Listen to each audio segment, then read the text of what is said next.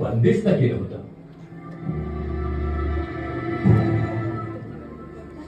हनुमानाने त्याला शोधीत आणण्याचा खूप प्रयत्न केला, पण व्यर्थच. संतप्त अशा हनुमानांचे आही रावणाबरोबर घनघोर युद्ध सुरू झाले.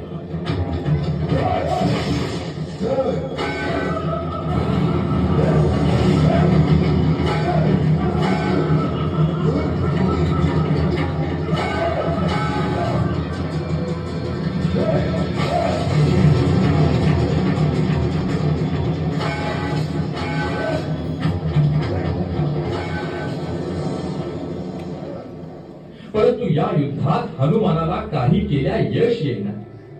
वारंवार युद्ध करून देखील यश न मिळाल्याने अखेर हनुमंत निकुंभला देवीलाच शरण गेले.